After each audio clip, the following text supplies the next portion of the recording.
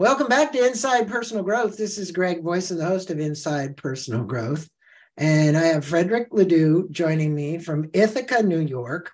And Frederic's been on the show before about his book, Reinventing Organizations. And he is taking a different path now, a very interesting one and a very important one. Welcome, Frederic, to Inside Personal Growth. It's so good to be back. It's good to have you back, and it's good for you to be speaking about the week. It's for my listeners, it's www.week.000 or O. Okay, make sure I get that right. O.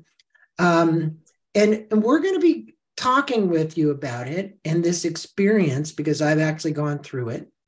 And the fact that I'm now going to actually be taking this out to corporations, and I think it's very important. But Frederic and his wife, Helene, and a team of videographers and all kinds of other people actually created a three-part mini-series, I'm going to call it. And you can access it on the internet. You can go again to that website, theweek.oo, to get there. We'll put a link to that as well. But I'm going to introduce Frederic. Frederic is no new guy to this.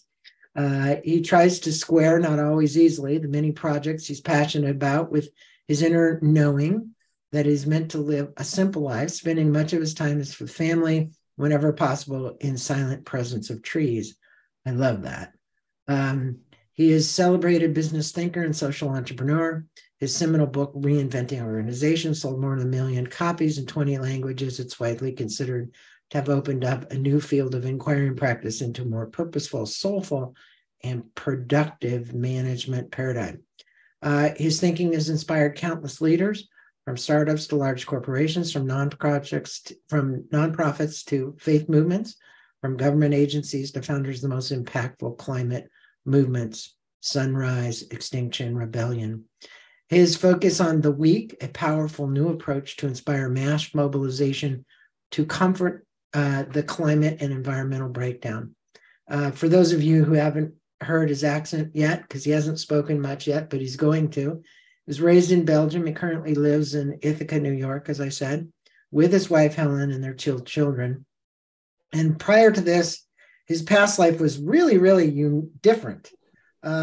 He was a former associate partner at McKinsey and Company, received an MBA and a degree in coaching from Newfield Network. Well, greetings to Inside Personal Growth again, but we're talking about a different topic this time. You know, you and Helen have a video that you created right at the beginning when people go to theweek.oo. What inspired you guys to do this? You know, you talk about meeting with some friends, it shows you a picture of you eating healthy foods with them in their backyard. But how did this environmentalism thing between the two of you really get inspired to get to where it is today? Because it's come a long way from you guys sitting at the table with some friends talking about we should be more intentional about the way we live. Yeah, but it really all started there with these friends. These were friends who have kids the same age as ours, and they were, they had the courage to really look at what's happening in terms of climate change, in terms of environmental breakdown. And it made us realize, Helene and me, that we were sort of still trying to avoid the topic. That, every time we would read an article in the news that tells us about how bad things look, we would read the first few lines, but then, push it away because we felt like, this might be too much. This feels overwhelming. But these friends, they had the courage to really find out what would happen to them in their lifetime, to their kids. And so it brought Helene and me to think, why don't we do the same thing? If they have the courage to do it, we should be able to have that courage too. And we just decided, okay, let's really find out for ourselves. Let's really read what the scientists say. Let's look, watch some documentaries. Let's really find out. And really the goal was not so much to look at whatever, icebergs melting, but like what's going to happen to us, in our lifetime here where we live in the United States or back home, our friends and family in Europe. And sure enough, it was a shock. And it sent us on this journey. We sometimes describe it as sort of a U-shaped journey, right? Like first you go down quite a bit because it's heavy stuff, right? Like quite a bit of fear and anger and shock. But then luckily, we didn't get stuck there, right? We bounced back up, and we came out of this experience, after a few weeks of just determined that this was now going to be central in our lives. That for our own sake, so that we're able to say in 10, 20, 30 years that we have no regrets. We wanted to roll up our sleeves. And it just gave us a sense of clarity about what's important and what's less important, and just lots of energy. And since then, we've met so many people, who've been mobilized around these topics way longer than we have. Our own awakening started 3-4 years ago. Some people have been in this, 10, 20, 30 years. I know that you've been in there much longer than well, I have, but if you go back to the times of Paul Ehrlich and all the people that I've followed and studied and interviewed for this podcast around environmentalism, it's one thing to write a book about this or write a research paper, but it's another to do what you guys have done. There's action that has to be taken as a result of it. And, it reminds me of Rebecca is her first name, the watchman's rattle. We almost wait until it's doomsday as a species to want to get anything done before we change, because we're just, who knows what the hell we're waiting for, but it's built into our biology. Okay, it just is. It's built into the biology. So what's the mission of the week? And since you started the program, how's it been growing? Because I know, look, yours is truly action-oriented. What you're trying to do is not only create awareness, but then create action. And it's, like I said, it's great to write a book, but that doesn't always create action. It tells people what the problem is, but it doesn't always tell them how to solve it. Yeah, you're absolutely right. I mean, when we came out of this, experience for ourselves, and we really realized, what the situation is, and when we decided we wanted to do something about this, we figured, hey, what we've just been through, is what so many other people are waiting to go through. I mean, so many of us, know that, something is really concerning around the climate and around the environment, but we don't know how to engage, right? Because it feels overwhelming, because we feel like, what can I do anyway? I'm going to be too small to really make a change. And so it didn't take very long for us to figure out the problem is not access to information. Right, no. The information is out there. It's actually that most of us don't want to engage with the information because we feel that emotionally it will be overwhelming. So it was clear for us that we weren't going to write another book or just do a standard documentary that would provide information and facts, because there's tons of them out there. What we wanted to create is actually a space where it's safe enough to engage with that information, right? And so that's why we devised this thing. And in our mind, it's not a documentary, but it's a group experience, right? So maybe I should explain a little bit what the week is. So the week is a group experience. So something that you do with your friends, your family, or your colleagues, or fellow worshipers in your church or in your synagogue or in your mosque. Anyway, whatever group of people is important to you. And you meet for 3 times during a week. And every time you come together, you watch a 1-hour documentary.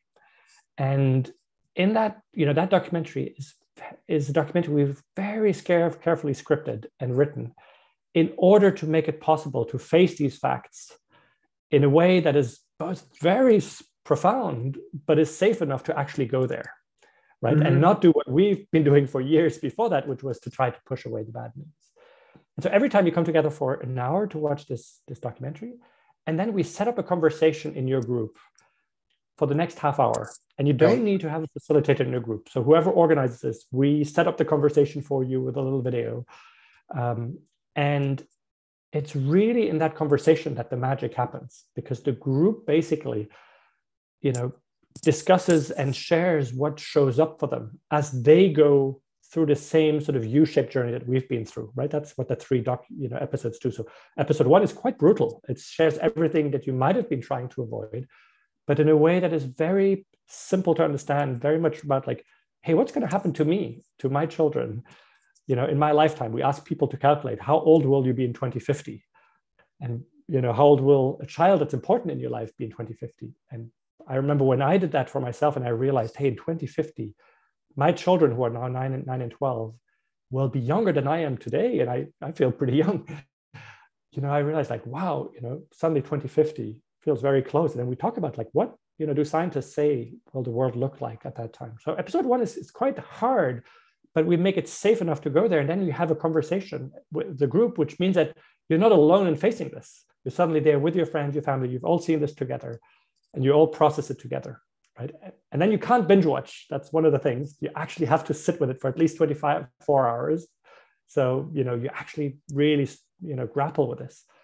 And then you come together for the second. I think what you and Helen have done and the way the I'm going to call them little mini series. I'll keep saying that because it's kind of what they are. You made it very personal. Even the way the camera has the two of you at the beginning, right next to one another at a desk. It's a very personal, like upfront conversation with people, right? And then throughout this, so that my listeners know I've been through it. So for personal experience, what happened for me was the first segment, going down the U as he's talking about, is all about the challenges we're all facing, right? And it did bring up a lot of emotion for the people that were involved. At one point, the gal from France who was speaking, I was crying. Okay, I literally was crying by what she was saying, that she couldn't predict her future, just like you said, your children. That's what you're looking for. And I think that emotional aspect, plus the two of you speaking personally, the way you do in the beginning of this, and then you have a third narrator who's marvelous, by the way, who speaks through much of it as well. And I'm just going to encourage my listeners, go to theweek.000 and just set up a group yourself. I don't care if it's one person, 3 people, 25 people. It really works when it's a little smaller. So I wouldn't say get it more than about 20 to do that. It also should be in businesses as well. That's what I was told. That's what I was just telling Frederic. I plan to take this to businesses, because if businesses can start being more socially responsible, more concerned about the environment, using more sustainable products and things, we can help CO2 emissions. We all know CO2 emissions are really the biggest thing. If temperature rises and keeps rising and keeps rising, we're going to have floods, we're going to have fires, we're going to have all kinds of things that are going to occur. Tell me though a little bit about this, because making this documentary miniseries was not cheap. You were fortunate enough, from what I heard, to be funded through a donation to help you create this 3 series to make it up. And it took a while to make. I guarantee you this just didn't occur overnight. This film crew worked tirelessly to get this done, to get all these people from these different continents, right? You got people in Europe that you're videoing. How did that happen, and how long did it take you to create and shoot and edit this miniseries? I'll answer your question, but just before that, I just want to say that the first day is sort of hard because we face the facts, but there's also some relief, right? Finally, I've engaged with this. I no longer need to push the topic away.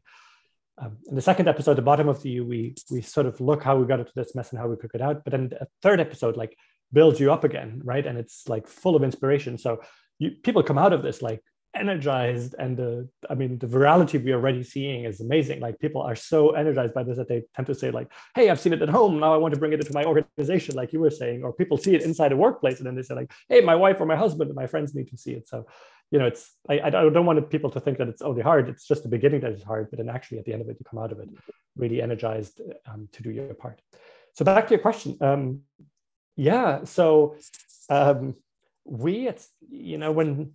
When we just had this clarity that this is what we needed to do, but we had never done films. Helene, my wife, and I, we'd written books, but never done films.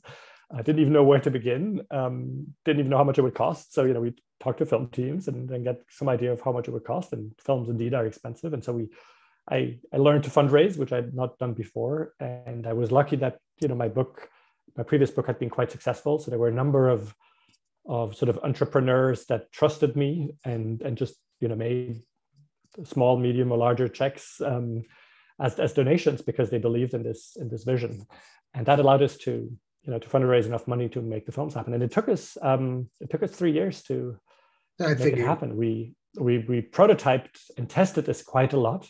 We actually had 5,000 people go through test versions of this where we simply read scripts to people on Zoom just to see would the scripts work, because once you decide on the script, that the film is locked, it's very hard to change it. So we had like 5 successive rounds of testing and just had groups after groups go through this and just see, is this working? Because so many of us come into this like not sure, like, do I really want to do this? Do I not want to do this?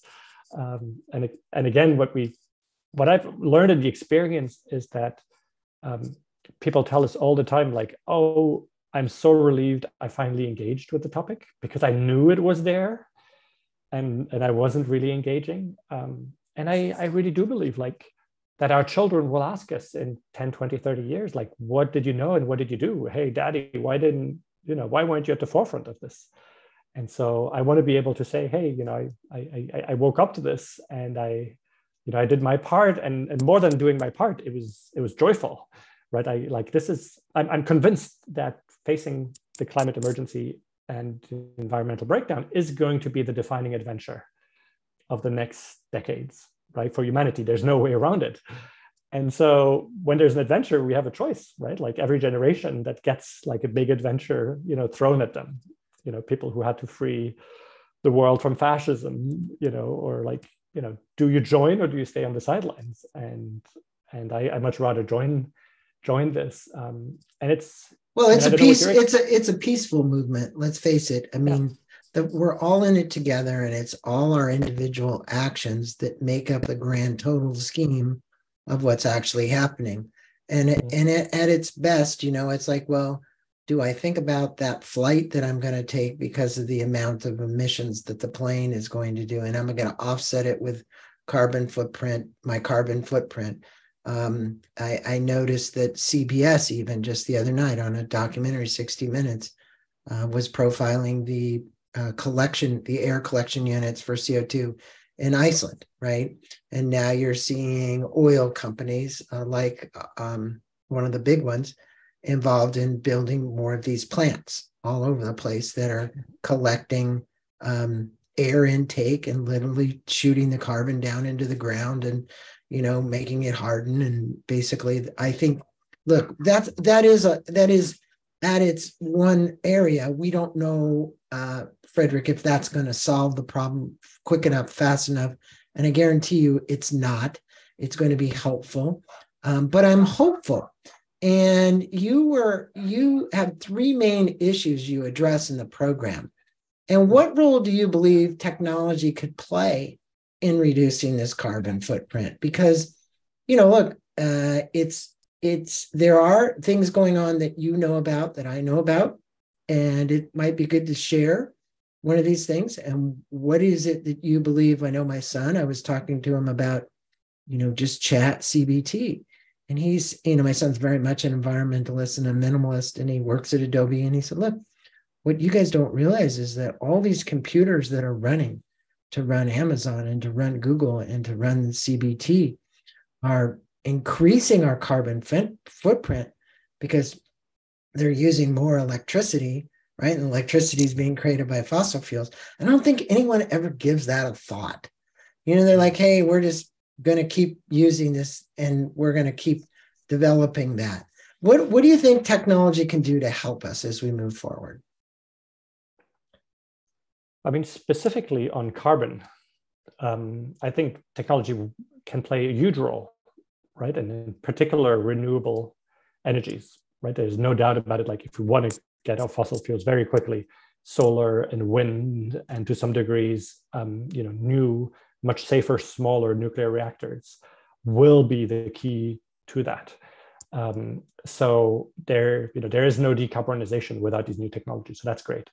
And they are all sort of ready to be scaled, and the prices are going down dramatically. I mean, wind and solar are now cheaper than certainly coal and cheaper than gas in most places of the world. So, it's a no-brainer. But carbon is only one of the problems we're facing, right? We talk about two other problems. One is just the collapse of the living systems. I mean, just the collapse of ecosystems. Like every year, all sorts of plants and animals go down by 1 or 2% every year because humans just take over their habitat. And there, technology can't do that much, right? There, it's much more of a question of us being mindful, and like your son, realizing that we can be perfectly happy, by questioning our lifestyles. And the same, the third issue we talk about is sort of this pervasive pollution that most people don't know about. Like the plastics we've produced have disintegrated into microplastic that is now everywhere, including in our bloodstream, including in mom's milk that they give to their babies. I mean, it's everywhere. And we have no easy solution for that one. I think one of the points that was made that we're consuming a credit card a month. In other words, what I mean that is, during this video, they break out these microplastics which are being consumed through foods that we're eating and things that we're ingesting. And the reality is, in the air we're breathing, and it was a wake up for me. I didn't realize that I was eating a credit card a month. Four actually, not a week, four a month. For a month. I mean, it's mind boggling. So, I think for people, it's a wake up call. And like you said you have 3 main platforms which you address. And food insecurity is one of them. And I want you to address that a bit, because it's not just the food and how it's produced, but it's also the distribution of that food worldwide and globally.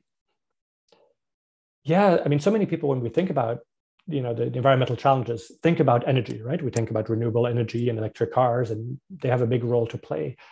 But very few people realize that our food systems are a major part of the problem, and could be a real issue 10, 20, 30 years down the road, simply to feed us.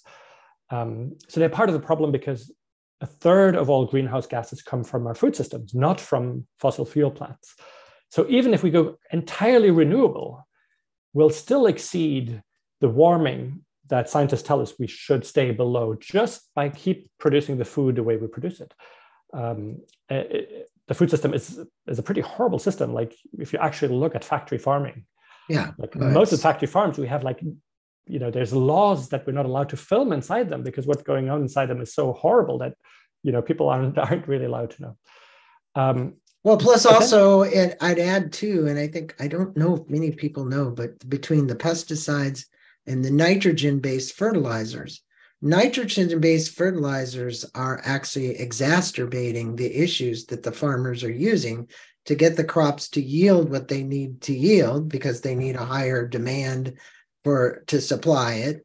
But those nitrogen-based products and all the runoff that's actually going into the streams and the waters and the earth and the oceans is a real issue. But I don't think the average person out there is really focused on nitrogen-based fertilizer. No, but so that's why we show these things in the film, but in a very sort of accessible way. Like the food that we eat is part of the problem, but it's also sort of in the second episode, there is a much more beautiful food system that is emerging. Something that people generally call regenerative agriculture. Yes.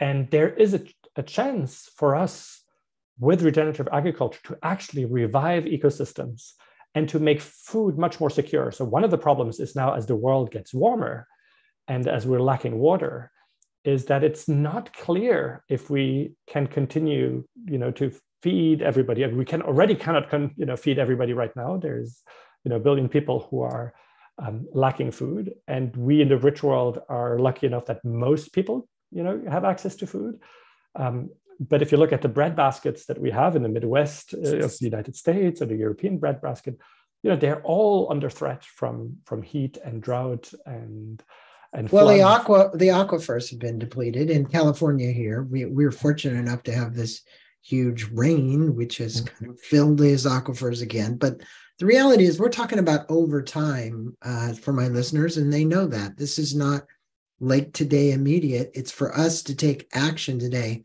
And I'd like to know if you could share some of the success stories that you might have that have evolved from the thousands of people that have viewed your mini series and participated in these sessions. What have you heard from them either individually or corporately, or what's actually brewing at the week? Yeah. Let me start from the small to the bigger scale. At the small scale, we hear just so many groups that tell us like that the conversations they've had with their friends, their family, their colleagues were just the most beautiful conversations that they've ever had, not only on this topic, but often on any topic. Like it's just, brings people together to share about something that is fundamental to each and every one of our lives in a very deeply respectful way. We've had many conversations, people telling us like in our conversation, like I got closer to my dad who never understood me around this topic. I could share lots of stories simply of the beauty of having people engage on something respectfully, deeply over 3 days. And then people then make changes in their lives. People tell us like, hey, I sold my second car. I was like, somebody told us like, we used to have a second home, but we needed a plane to get there, and it no longer made any sense for us to do that. People saying like, we reinvented with our friends how we holiday together, and it's actually much more joyful. And so people just come up with lots of stuff that we would have never imagined.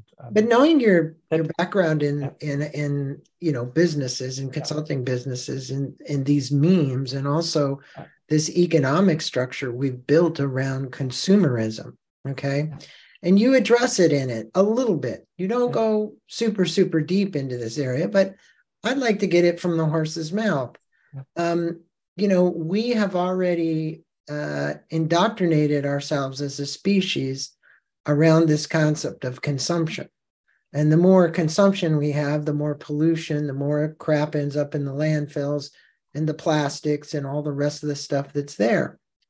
And I think at the core level, though, and I don't know if you'll agree with me, but as I look at all of this, it is really about how and what we're consuming as individuals, because the consumption has a byproduct, and the byproduct is waste.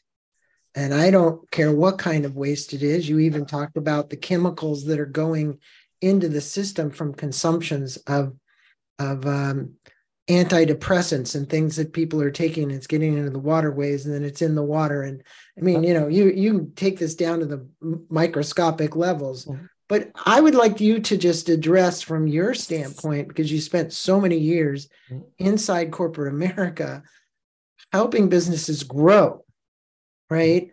What would you say about this level of consumption, and how would you say we ease back from it? Yeah. That's why I'm so excited that people take the week inside their workplace and see it with their colleagues, because it brings about beautiful conversations and then real questions about like, what is our business model, and should we continue the way we do? Like 2 days ago, we received this email from a fast fashion firm. Fast fashion is one of the main, they're responsible for so much pollution, so much. And as we know, it's not even bringing people happiness, right? It's like this endless race where you have to have the latest thing, and then you wear it 3 times and then you throw it away. And so it was just beautiful to see people inside, the leadership team of this fast fashion firm going through this and then saying, you know what? We're super excited to change our model. And they just wrote a lengthy email with like 50 different actions that they've decided that they want to take on coming out of this film. And I think congrats to you, Frederic. I think that's a great example. That's a great example. Yeah. And I think part of the reason is that in the whole film, like there is no blame and no shame, right? It's a sort of like, hey, we're all trying to figure this out for ourselves. What can we do so that in 10, 20, 30 years, we're proud of what we've done, so that we can look our children in the eye, that we can look ourselves in the mirror. And everyone, depending on what your job is, who your friends are, will have a different answer. And so we don't blame or shame anybody. And so it makes it easy to bring this into organizations who then look at this and then say like, okay, wow, yeah, let's look at our own actions and what can we change, what can we improve on. Another beautiful story is that we've had is one of the wealthiest families in the world, a shareholder family. They own businesses that employ over 1 million people. And, they're like, it's different generations. and there's a group of 3 people who watched a version of the week, and then they decided we have to have other family members watch this, and they've had over 100 family members now go through this. And it's behind closed doors, these very wealthy people, that normally you don't get access to. We don't have access, but the films got in there. And now suddenly you have these different generations talking to each other, where the young kids say to the older ones who sit on the boards of these companies, hey, we need to change. Like, we want this to change. And coming out of that, not only through what we've done, there was stuff already going on, but I'm sure it played a part. They've decided now that the top 60 presidents and CEOs of the family groups would all spend 7 full days learning about the climate and making climate plans for their different organizations. Congratulations. That's a big win. It's a very big win. You don't have to mention the companies. We all kind of get it. And I know it's private, but so thank you for that, because I think just that in of itself could make a huge impact. But again, it does come down to something that is simple about consumption. I'm not certain you or I can answer this, because I don't know if we have enough background or expertise or knowledge. But when somebody manufactures something for consumption, and people in the world rely on wages and salaries for the manufacturing and consumption and distribution and everything of that particular product, whether it's Apple or it's Nike, wherever it is, there's an issue here, because we have advertisers every day on TV and the media and news trying to sell us that we're not enough. And you talk about enoughness in this. Yeah. And it's this whole prevailing issue of enoughness that really is sustaining that model, because people are not feeling enough. So they got to get a new this or a new that, or we got to change this, or we're going to do that, or, it's endless. It's endless. It's an endless cycle. Talk, if you would, a bit about that as it relates to the week. Yeah. We live in a strange world where, a lot of people don't get their basic needs that are met, right? But then on the other hand, there's many people, middle class and up, who are on this constant rat race, because there's this constant injunction from advertising that, you can't possibly be happy the way you are, right? You're not enough, and then they dangle something in front of us and tell us, if you only own this, then you will finally be enough, right? And it's a real race. I mean, if these advertisers spend billions of dollars doing that, it's because it's effective. We talk in the film about an inflection point or a particular moment that happened in the United States in the 1920s. There was a moment where businesses realized that there was a new generation growing up whose basic needs were met. And then they were wondering, hey, if their basic needs are met, what more can we sell them if they're already content? Like, their basic needs are met. Right. And they found it the only way to do that is to, advertise and create false needs that actually don't exist. And then we satisfy them. And as soon as they're satisfied, we create more false needs. And there's an actual report that people did under the Hoover administration that talks about how we will use advertising to create national needs that don't exist, so that we keep, selling keep more. The economy going. Yeah. It's interesting you say that, because the reality is that we've gotten to the heart of it. The heart of it is really what you address in the video around enoughness, this feeling of not having enough, and then us consuming more of something that we don't really need. Is it a need or is it a want? And it's pervasive in this Western world. I won't say it's pervasive everywhere, but it is pervasive in the Western world, where we're consuming probably 80% of the resources.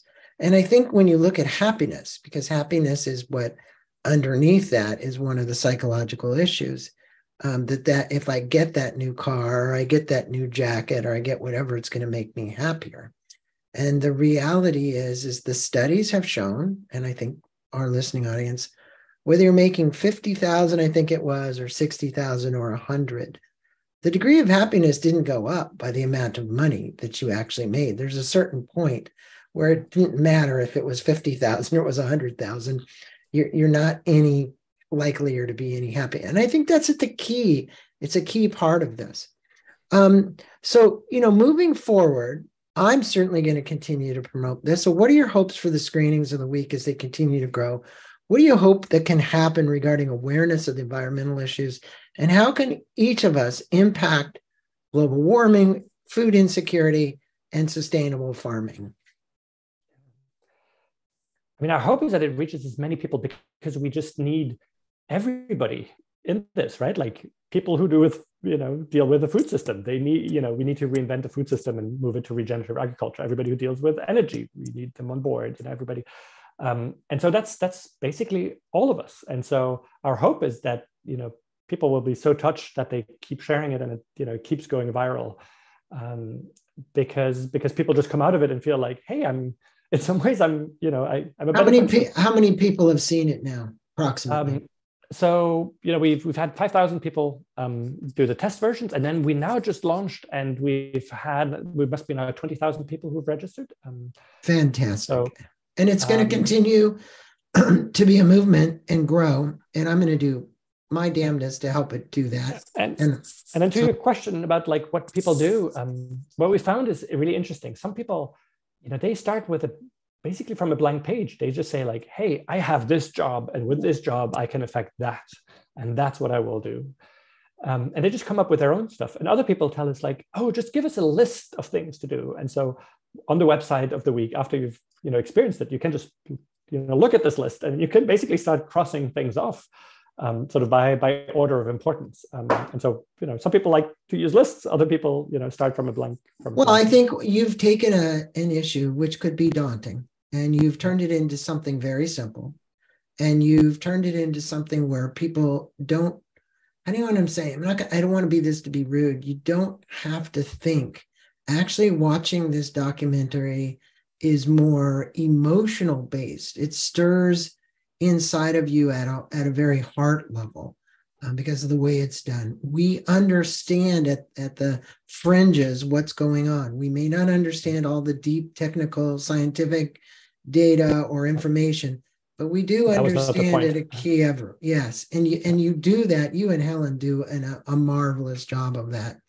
And so in wrapping this up, if our listeners want to become involved in the movement, how can they do that? I know I've made a donation already. I'm going to make more. And because you are a nonprofit, right? Yeah. And you exist to serve this movement and this cause.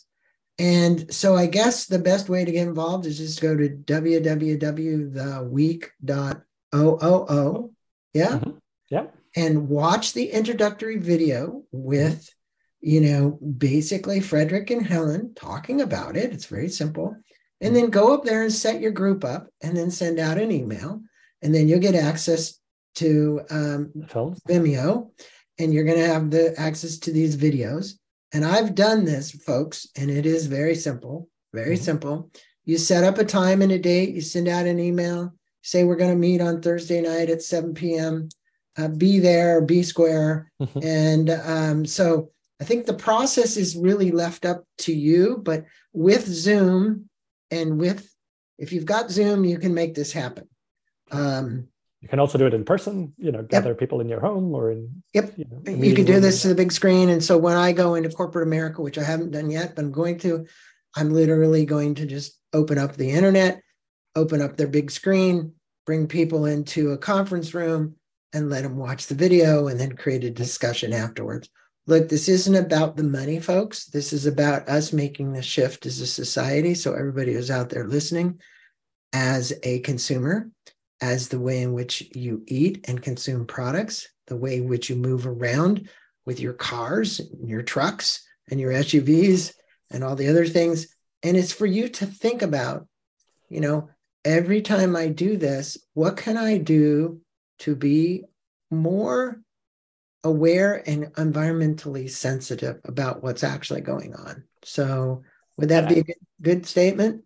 it's a perfect statement. So I would just encourage you to get a group together, maybe a small group at first and test it. And then often people, after they've seen it, they go like, okay, now I want everybody in my organization to see it. And then they go much bigger scale. One maybe last thing I want to say is we've so much equated the environmental movement with sacrifice, like in order to save the planet, we'll have to do with less. It always feels like you talk about the environment and it's like the end of the party. You're the party pooper. And with the week, we've really taken the opposite approach because I fundamentally believe it. I believe that the next 10, 20, 30 years are going to be an incredible human collective adventure where we can turn systems that are really messed up, a messed up food system, a messed up energy system, a messed up consumption system that is making no one happy. And we can actually create much more beautiful systems, right? Regenerative agriculture. We can rewild large parts of the world. We can have much healthier streams and air, and we can be much healthier. We can recreate deeper relationships and community instead of mindless consumption. And so, I think the reason this is going viral is that because at the end, people are really inspired. They go like, I want to be part of that better world. So if you think that this is sort of a traditional environmental thing that will make you feel bad about yourself, that's not at all what it is. This is not shaming you. It's actually saying like, there's maybe something much more beautiful out there, and let's build that together. Well, and you and your wife, Helen, have just been such great advocates, and you're very much bringing us into the living room. You're bringing us into your living room. It's real life. And, I go back to the days, and I'm going to tell my listeners about Lester Brown, who wrote Plan B 4.0, Mobilization to Save Civilization. There's all these books. Theirs is not about a doomsday. I want to really importantly say this. We do have time to shift this and change it. And the only reason that Helen and Frederic are doing this is because I realize we do have time, and they want their children to have as good or better of an existence on this planet as we have had. And the reality is it doesn't look like that's the way it's going, right? And that is trying. And when I was talking to my son, and I gave him your link to the website, and he's actually going to start one at Adobe. And he basically said, I think about this every day because he's got a 5-year-old and a 4-year-old, and I have grandchildren, 5 and 4. And I think if you don't do this for yourself, do it for the next generation. The reality is, I think everybody will be impacted. Again, we're going to have all these links. I'll repeat it one more time. Go to theweek.oo. Watch the introductory video, set up your group, have Zoom available, do it any night of the week. I don't care how many people show up. You're making an impact. I don't care if it's 1 or it's 5 or it's 10. It doesn't really matter. You just got to take the action. And this is the action.